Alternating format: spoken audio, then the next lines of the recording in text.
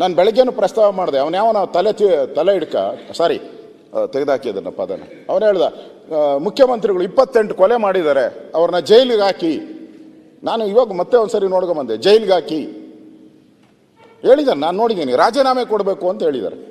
ನೀವು ಅದನ್ನು ಹೇಳಿದ್ದೀರಾ, ಅದು ಮೇನಲ್ಲಿ ಆಗಿರೋದು ಅಂತ. ಮೇನಲ್ಲಿ ನಿಮ್ಮದೇ ಸರ್ಕಾರ 13ನೇ ತಾರೀಕು ಚುನಾವಣೆ ನಡೆದಿರೋದು, 29ನೇ ತಾರೀಕು ಅವ್ರು ಸ್ಟೇಟ್ಮೆಂಟ್ ಕೊಟ್ಟಿರೋದು, ನಿಮ್ಮದೇ ಸರ್ಕಾರ. ಹಾಗಾದ್ರೆ SIT ರಚನೆ ಮಾಡಿ.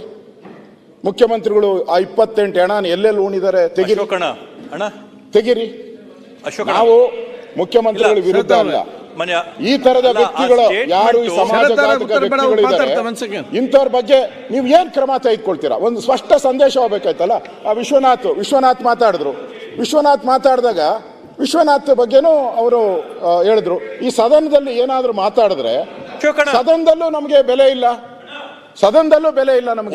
ಇಲ್ಲಿ ಮಾತಾಡೋದು ನೀವು ಆಚರಣೆ ಕಾಮೆಂಟ್ ಮಾಡ್ತೀರಾ ಅಂತ ಹೇಳಿದ್ರೆ ನಮ್ಮ ಸದನದಲ್ಲಿ ಯಾಕೆ ಮಾತಾಡ್ಬೇಕು ನಾವು? ಸದನದಲ್ಲಿ ಯಾಕೆ ಮಾತಾಡ್ಬೇಕು ನಾವು? ಅದರಿಂದ ನನಗೆ ಇಲ್ಲಿ DK ಶಿವಕುಮಾರ್ ಅವರು ಸ್ಪಷ್ಟವಾಗಿ ಹೇಳಿದ್ದಾರೆ, ಇದರಿಂದ ಷಡ್ಯಂತ್ರ ಇದೆ ಅಂತ ಹೇಳಿದ್ದಾರೆ. ಇಲ್ಲಿ ಇವರು ನನಗೇನು ಗೊತ್ತಿಲ್ಲ ಅಂತ ಹೇಳ್ತಾರೆ. ನೀನು ಆಮೇಲೆ ಮಾತಾಡಪ್ಪ, ಏನು ಗೊತ್ತಿಲ್ಲ ಮತ್ತೆ ಮಾತಾಡಿ. ಒಟ್ಟಾರೆಯಾಗಿ ನಿಮ್ಮ ಉದ್ದೇಶ ಏನು? ಈಗ ಮಾತಾಡಬೇಡ, ಅವ್ರು ಮಾತಾಡಿ ಆಗ್ಲಿ, ಮಾತಾಡಿ ಹೇಳ್ತಾರೆ ಕೇಳಿ.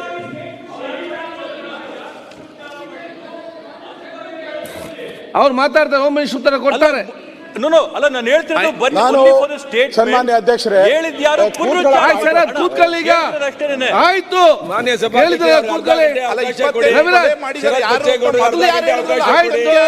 ಸನ್ಮಾನ್ಯ ಅಧ್ಯಕ್ಷರೇ,